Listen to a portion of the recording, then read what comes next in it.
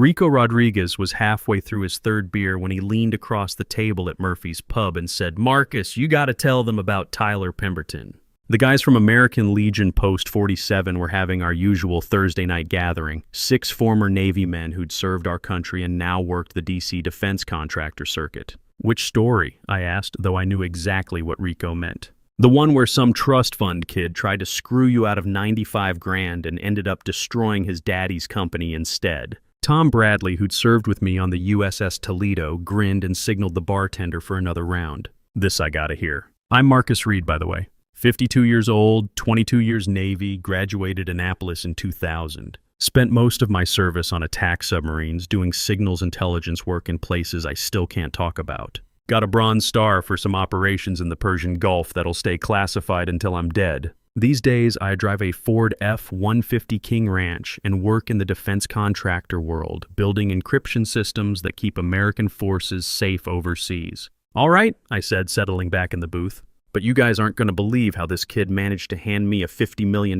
company just because he couldn't stand the thought of me getting a performance bonus." The whole thing started on a Tuesday morning. I was in the conference room at Ironclad Systems, briefing 3 Pentagon officials on our latest encryption protocol. Colonel Martinez from Army Cyber Command, Doctor, Patricia Wells from DARPA, and Commander Brooks from Naval Intelligence. Not exactly people you keep waiting. Tyler Pemberton didn't knock. The conference room door flew open like he owned the place, which, technically, his daddy did. This kid strutted in wearing a suit that probably cost more than most of these guys made in a month, looking like he'd just stepped off a yacht. "Dad needs to wrap this up," he announced, not even acknowledging our guests. "I have real business to discuss." Now, 22 years in the Navy teaches you to read situations fast. I'd handled classified briefings with admirals who could end careers with a nod. But this wasn't tactical incompetence. This was deliberate disrespect. Colonel Martinez slowly looked up from his notes. Dr. Wells stopped mid-sentence.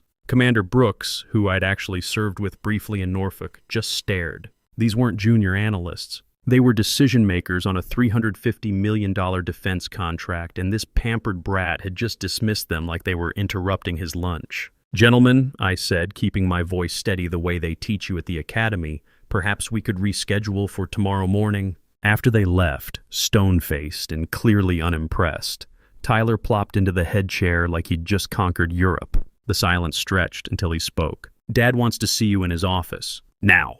Rico chuckled and shook his head.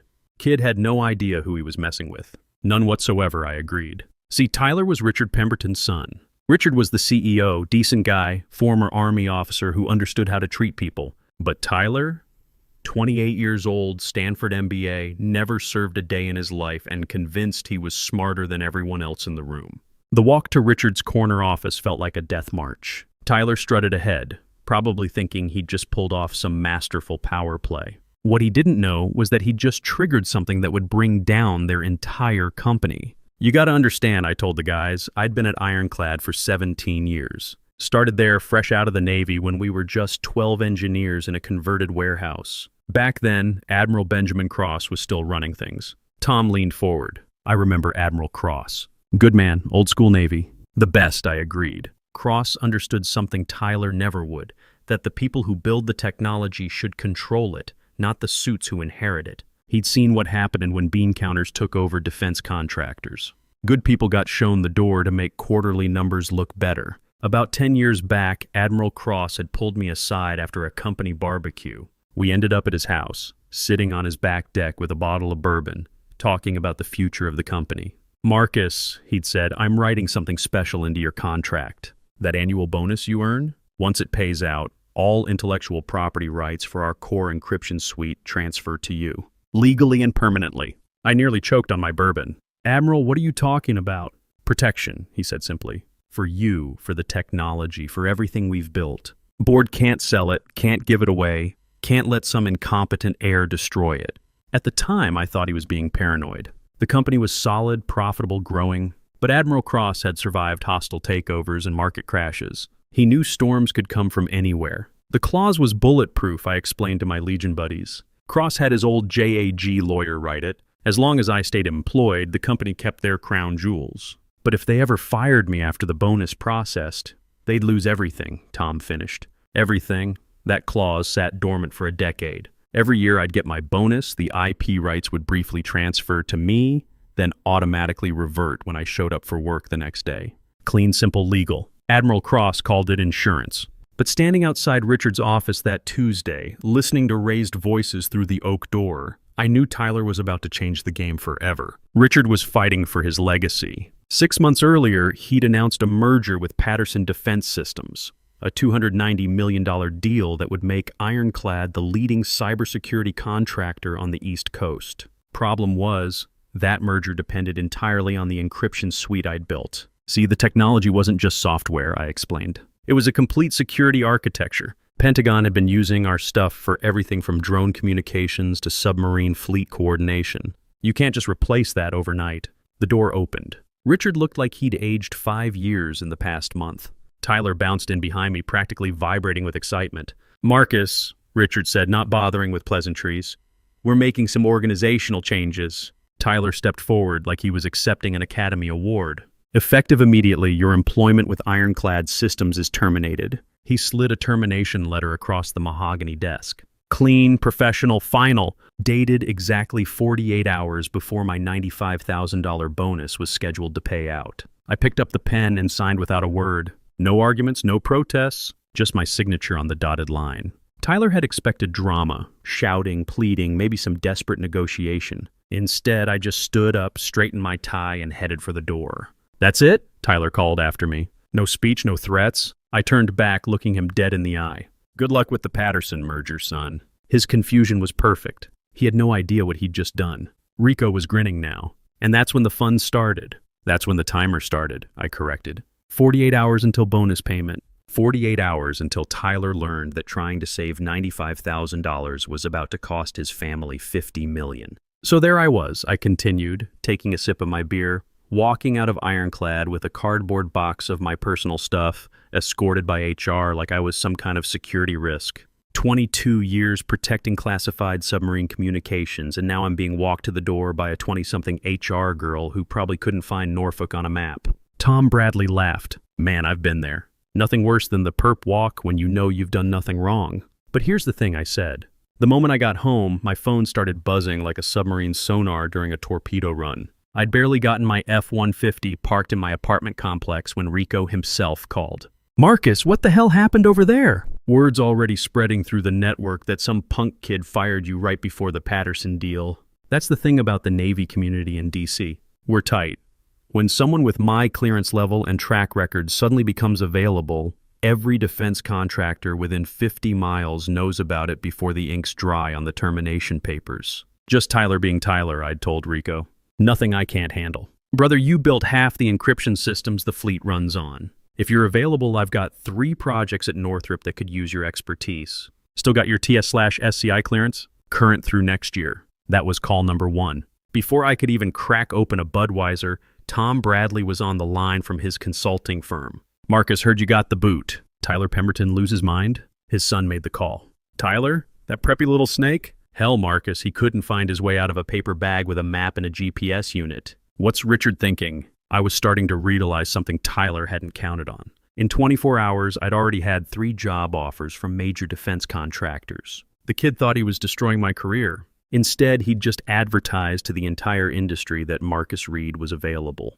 But the call that really mattered came while I was heating up leftover pizza. "Marcus Reed, speaking. This is Doug Patterson with Patterson Defense Systems. We need to talk." Now, Doug was smart money. His company had been circling Ironclad for 2 years, waiting for the right moment to make their move. His voice was tight, controlled, like a submarine captain who'd just detected an unknown contact. "My legal team just flagged something in the merger documents," Doug continued. "There's a personnel clause that names you specifically as essential to the technology transfer. Says if you're not with Ironclad at closing, we have the right to walk away." I sat down at my kitchen table, looking at the countdown timer I'd built on my computer. 47 hours, 23 minutes, and 14 seconds until bonus payment. "That's interesting, Doug. Marcus, I'm going to ask you straight. Are you still employed by Ironclad?" "As of 4 o'clock this afternoon, no." The pause stretched long enough for me to grab my bottle of Woodford Reserve, the good stuff Angela had given me for my birthday. My daughter was a junior at Georgetown, studying international relations, Dean's List every semester. That $95,000 bonus wasn't just money to me. It was her spring semester tuition and the final payment on my divorce settlement with Linda. Jesus, Doug finally said. Do they know about the clause? I doubt it. Tyler never read the contracts. Kid's the type who skims executive summaries and lets lawyers handle the details. Marcus, what would it take to bring you on board with Patterson directly? I watched the timer count down another minute. Let me think about it, Doug. Things might be changing in the next day or two. What kind of changes? The kind that make this conversation a lot more interesting. Rico was shaking his head. You didn't tell him about Admiral Cross's clause? Not yet. I wanted to see how desperate they'd get first. The next morning brought news alerts on my phone. Ironclad's stock down 8% on merger uncertainty. Some analyst had caught wind of personnel changes and started asking uncomfortable questions about the technology transfer. By the time I finished my morning coffee, Tyler was calling. His voice had lost all its swagger from the day before. Marcus, we need to talk. I'm listening. There seems to be some confusion about your termination. Maybe we were too hasty. I almost laughed out loud. Confusion. Like accidentally firing your chief architect was just a clerical error. What kind of confusion, Tyler? Patterson's lawyers are asking questions about some clause in the merger documents, about your role in the technology transfer. Ah, I said, taking another sip of coffee. Section 12, subsection 4. Personnel continuity requirements. You know about it? Tyler, I helped write that clause. Patterson insisted on it during negotiations. They wanted assurance that key technical personnel would remain through the integration period. The silence on the other end was beautiful. I could practically hear the wheels turning in his head, trying to figure out how he'd missed something so important. Look, Marcus, maybe we can work something out. Reinstatement, back pay, maybe even a retention bonus. I'm not coming back, Tyler. What do you mean you're not coming back? Marcus, this is your life's work. This is your company. No, I said quietly. This was my company. Now it's just another place where people make bad decisions. I hung up and called my daughter. Hey, Dad. Angela's voice was bright, cheerful. How's work? Funny you should ask, sweetheart. I just became unemployed. What, Dad? What happened? I told her the story, keeping it simple. Tyler had made a power play, fired me right before my bonus, and now the whole company was in chaos. That's terrible, Dad. Are you going to be okay? What about my tuition? And that's when it really hit me. Tyler hadn't just tried to humiliate me. He'd tried to mess with my daughter's future. Angela had worked her tail off to get into Georgetown. She had dreams of working in international relations, maybe even the State Department someday. Don't worry about tuition, kiddo. Dad's got it handled. And Angela, I'm proud of you. Not just your grades, but the way you've handled everything with the divorce, with me being deployed so much when you were younger. You turned out better than your old man deserved. Dad, don't say that. You taught me about integrity, about doing the right thing even when it's hard. After I hung up, I sat back and thought about those words. Integrity. Admiral Cross had built that clause to protect integrity. The integrity of the technology, the company, the people who did the real work. Tom leaned forward. So what happened next? Tyler started panicking. By afternoon, the calls were coming every hour. Richard Pemberton himself sounding desperate.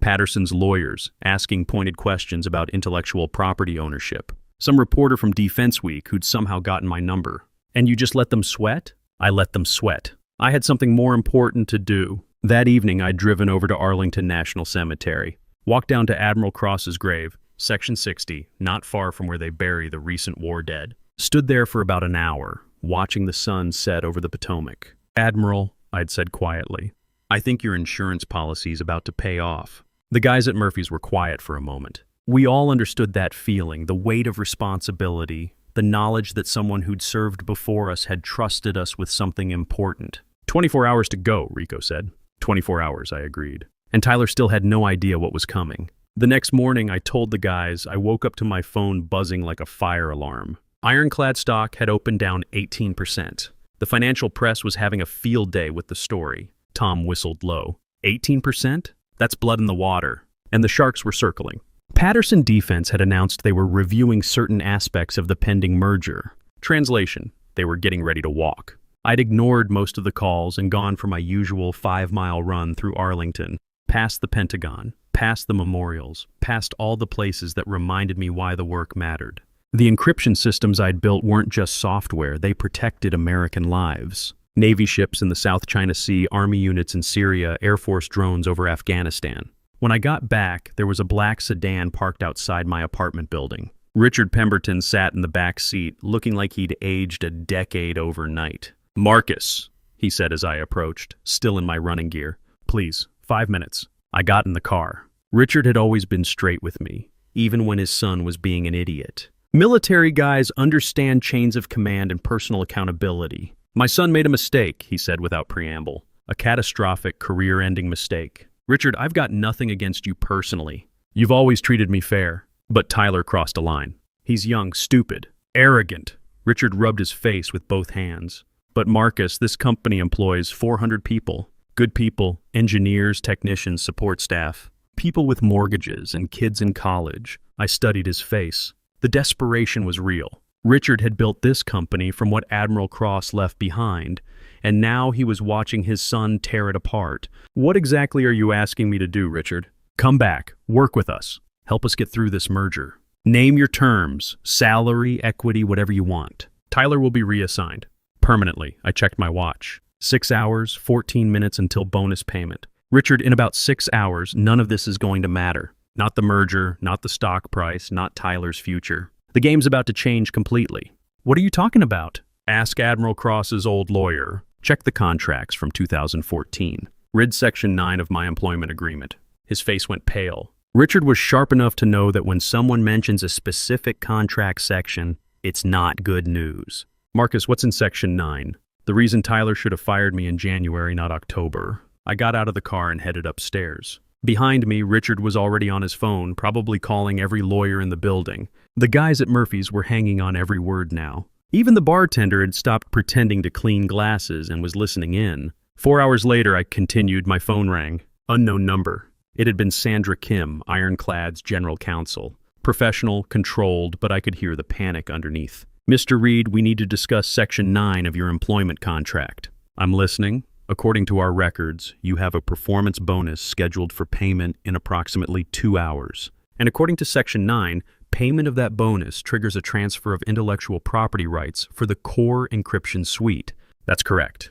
The pause stretched long enough for me to pour myself 3 fingers of Woodford Reserve. "Mr. Reed, are you willing to negotiate? We're prepared to offer significant compensation. Stock options, cash settlements, executive positions, with Tyler still in management?" "No thanks. Mr. Reed, Tyler will be removed from any operational role. Permanently." I'd almost laughed at that. Sandra, Tyler should have been removed years ago, but Richard couldn't bring himself to do it. Why should I believe anything's changed? But here's what I didn't tell Sandra, what I couldn't tell her. That conversation wasn't really about negotiation. It was about something bigger. I paused to take a drink, looking around at my fellow veterans. These guys understood duty, honor, country. They understood that some things mattered more than money. See, Admiral Cross didn't just write that clause to protect me. He wrote it to protect the technology, to make sure it stayed in the right hands, serving the right purpose. The encryption suite wasn't just some corporate asset to be bought and sold. It was a shield protecting American forces overseas. Rico nodded slowly, and Tyler never understood that. Never even occurred to him. To Tyler, it was just another product to monetize. At 4:47 that afternoon, sitting in my apartment with my laptop open, I'd watched the timer hit 0. The computer chimed softly. The same automated system I'd designed years ago to track bonuses and IP transfers. Transfer complete. All rights to Encryption Suite version 4. 2 and associated technologies now held by Marcus Reed, individual proprietor. 47 pages of legal documentation, all culminating in one simple fact. I now own the technology that made Ironclad systems valuable. Tyler had tried to deny me $95,000. Instead, he'd handed me intellectual property worth about $50 million. My phone rang immediately. "Doug Patterson." "Marcus, my legal team just confirmed it. You own the encryption suite." "I do. You know what this means?" "I've got a pretty good idea." Doug's voice had excitement now, energy. "Marcus, we've been planning this merger for 2 years. Spent $8 million in legal fees, due diligence, integration planning. But here's the thing, I'm not angry. I'm impressed. How's that? Because now I can deal directly with the person who actually built the technology, instead of going through a bunch of suits who don't understand what they're selling." That evening, I'd driven over to Georgetown to see Angela. Found her in the library, buried in international relations textbooks, working on a paper about cybersecurity and national defense. "Dad!" She jumped up and hugged me. "How are you holding up?" "Better than I expected, sweetheart." I'd told her about the day's events, carefully, without going into classified details. but I wanted her to understand something important. Angela, sometimes in life, people are going to try to knock you down. Try to make you feel small, worthless, expendable. When that happens, you remember two things. First, your worth isn't determined by what other people think of you. Second, the best response isn't anger or revenge. It's patience and preparation. She'd smiled at that.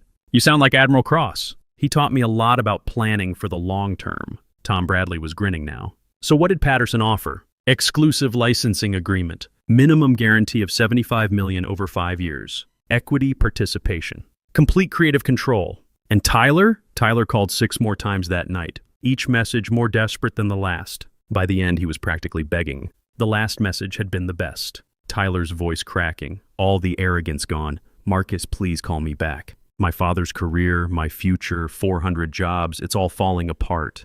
We can fix this. We can make this right. But some things can't be fixed. Some mistakes have consequences that go beyond apologies and settlements. The next morning, I told the guys the news broke like a tsunami. Defense contractor acquires encryption technology in direct deal, bypasses merger. The headline was trending across every business outlet by 9 a.m.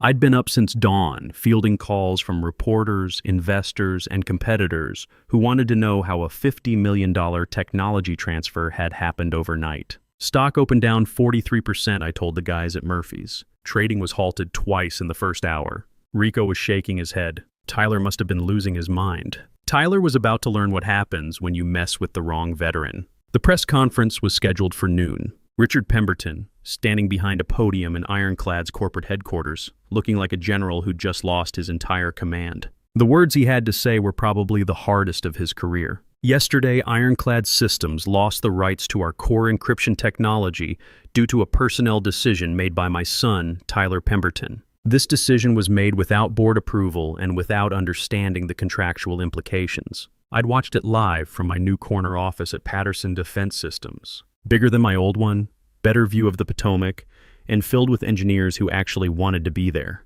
As a result, Richard continued, his voice barely steady, Tyler has been terminated from his position and will have no future role in this company. I want to publicly apologize to Marcus Reed, whose termination was unjustified and has caused irreparable harm to our company and our shareholders. Mr. Reed served Ironclad with distinction for 17 years and deserved far better treatment. Tyler wasn't at the press conference. Word around the industry was that security had escorted him from the building that morning, his company credit cards canceled, his access revoked. Some trust fund kid finally learned that daddy's name only protects you so far. What happened to Tyler after that? Tom asked. Funny thing about the defense contractor world, I said. Word travels fast, and memories even longer. Nobody would touch him. Last I heard, he moved to California to start some cryptocurrency venture. Something about revolutionizing blockchain technology. The guys all laughed. We'd seen plenty of young hotshots think they could reinvent everything without understanding the fundamentals. But the real payoff came that afternoon when Angela called. Dad, I just saw the news. Are you kidding me? You own the whole encryption system now? That's right, sweetheart. Dad, I'm so proud of you. Not because of the money, but because you didn't let them push you around. You stood up for what you built. Your old man's got a few tricks left, kiddo. What happens now? I'd looked around my new office. 15 of Ironclad's best engineers had already accepted offers to join Patterson. The whole naval intelligence team I'd built over the years. They'd rather work for me than whoever Ironclad brought in to replace me. Now we build something better. We've got government contracts worth $500 million over the next 5 years. And Angela, your tuition's paid through law school if you want it. But the conversation that meant the most came later that week. Doug Patterson knocked on my office door around closing time. Marcus, got a minute? What's up? Just got off the phone with Admiral Morrison at the Pentagon. They want to fast-track our submarine communications contract. Apparently, they're impressed with how we handled the transition.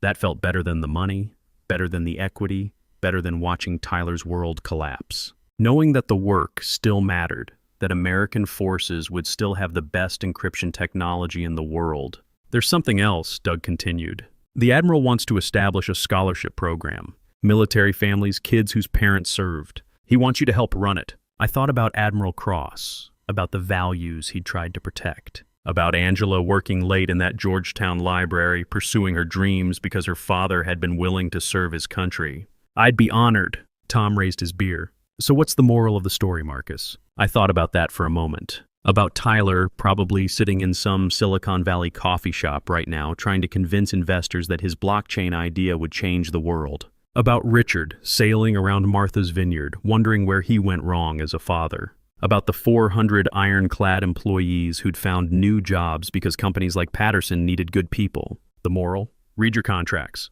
Know your worth. And remember that the people who try to diminish you usually end up diminishing themselves. And, Rico prompted, and sometimes losing your job is the best thing that ever happened to you. 3 months later, Ironclad filed for bankruptcy. The remaining patents were sold off to pay creditors. Richard retired quietly to his house on the vineyard. The engineers who'd joined Patterson were building the next generation of defense encryption technology. But the story doesn't end there. Last month, I got a call from a young Navy lieutenant fresh out of the academy working on submarine communications at Norfolk. His name was Alex Morrison, Admiral Morrison's grandson. "Mr. Reed, I'm starting my transition to civilian life next year. I've heard about what you're building at Patterson. Any chance you might have room for another submarine guy?" "Lieutenant, there's always room for good people who understand the mission." That's the thing about military values. They don't retire when you take off the uniform. Honor, duty, service to something bigger than yourself. Admiral Cross understood that. Tyler never did. These days, when young engineers ask me for career advice, I tell them the same thing Admiral Cross told me 20 years ago: be too valuable to lose and too dangerous to cross. Build something that matters. Protect what's important, and always read your contracts. The $95,000 bonus Tyler tried to deny me hit my account exactly when it was supposed to. Contract law doesn't care about office politics. But that money was just the trigger. The real payoff was everything that came after. Angela graduated summa cum laude last spring. She's starting law school at Georgetown this fall, specializing in international trade and defense policy. Smart girl who understands that technology and national security go hand in hand. Sometimes the best revenge isn't elaborate or dramatic. Sometimes it's just being patient enough to let other people's bad decisions catch up with them. Tyler thought he was playing chess. Turns out, he was just moving pieces around while I was playing an entirely different game. Rico finished his beer and stood up. "Marcus, that's one hell of a story." "It's not a story, Rico. It's a reminder." "Of what?"